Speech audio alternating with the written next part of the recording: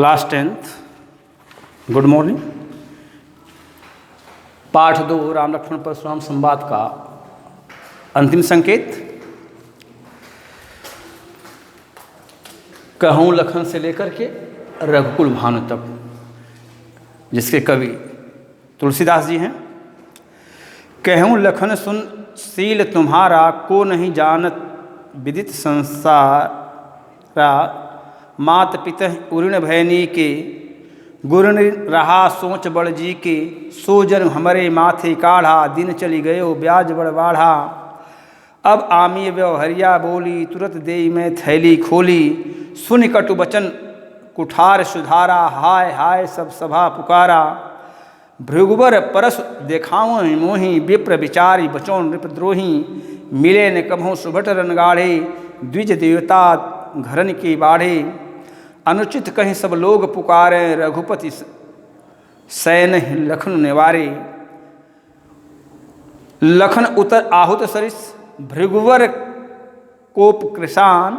अब बढ़त देख जल समवचन, बोले रघुकुल भान। इस संकेत का संदर्भ आप पहले जैसा बताया गया उस तरह से लिख लेंगे। इसमें इस प्रस्तुत अंश में लक्ष्मण जी के व्यंग्यात्मक भाव के द्वारा जो परशुराम जी से उन्होंने कहा है, उसी भाव का वर्णन गोस्वामी तुलसीदास जी करते हैं। तुलसीदास जी कहते हैं, कहूँ लखन सुन शील तुम्हारा। लक्ष्मण के माध्यम से लक्ष्मण जी कहते हैं, हे मुनि, आपके स्वभाव को कौन नहीं जानता। अर्थात आपका स्वभाव इस संसार में प्रसिद्ध है। मात पिता उऋण भयनी के, आगुर ऋण रहा सोच बड़ जी के। आप अपने माता पिता के ऋण से मुक्ति प्राप्त कर चुके हैं, उऋण हो चुके हैं। केवल गुरु का ही ऋण आप पर बचा हुआ है, शेष है, जिसकी चिंता आपको है। सो जन्म हमरे माथे काढ़ा, वह गुरु का ऋण जो मेरे मस्तक के, मेरे सिर के द्वारा आप निकालना चाहते हैं।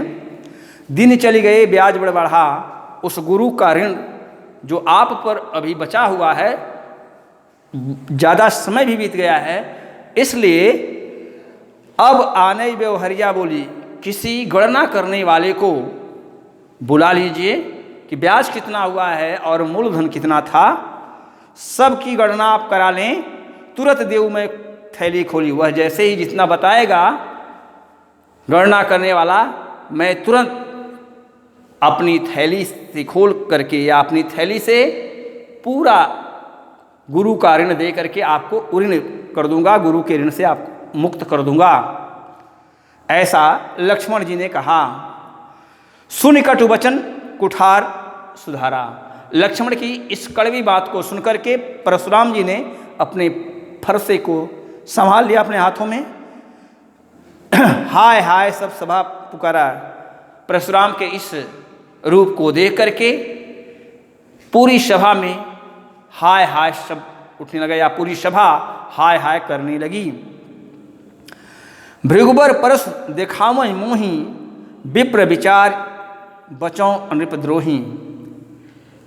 इसके बाद लक्ष्मण जी ने कहा कि भृगुबर परस देखावं मोही, हे भृगु के पुत्र परशुराम जी, आप बार बार मुझे फौड़ा दिखा रहे हैं। मैंने केवल विप्र सोच करके, विप्र विचार बचौं नृपद्रोही, ए राजा के नाश करने वाले या राजाओं के विनाशक मुनि, केवल मैं ब्राह्मण समझ करके आपको छोड़ रहा हूँ, या ब्राह्मण के कारण आप मेरे हाथों से बचे हुए हैं अभी तक।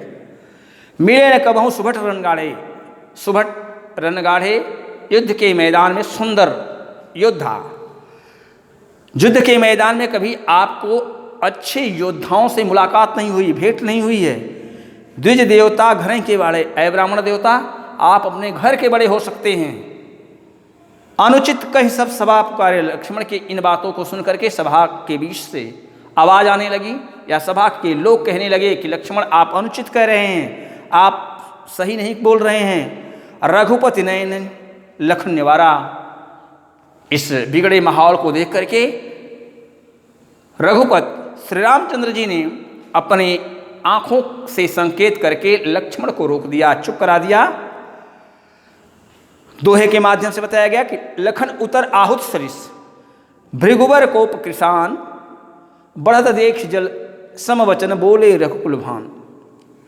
लक्ष्मण की जो बातें थी या लक्ष्मण का जो उत्तर था वह गुस्से से लाल परशुराम जी की अग्नि में या क्रोधाग्नि को आहूत के समान बढ़ा रहा था। जिस तरह से आग में जब आहूत पड़ती है तो आग और तेज हो जाती है, उसी प्रकार से लक्ष्मण के उत्तर से परशुराम जी का क्रोध और ही बढ़ जाता था।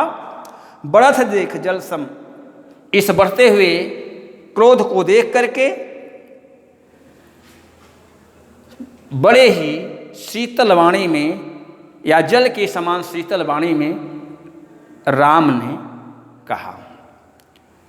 यह राम लक्ष्मण परशुराम का पाठ यहीं समाप्त होता है। इसमें काव्यगत सौंदर्य है या विशेषताएं हैं। पहला, भृगुबर कोप कृसान। भृगुबर कोप कृसान में रूपक अलंकार है। लखन उतर आहुत सरिस, इसमें उपमा अलंकार है। अवधि भाषा का प्रयोग है, चौपाई छंद का प्रयोग किया गया। इसमें व्यंजना शब्द शक्ति है। धन्यवाद।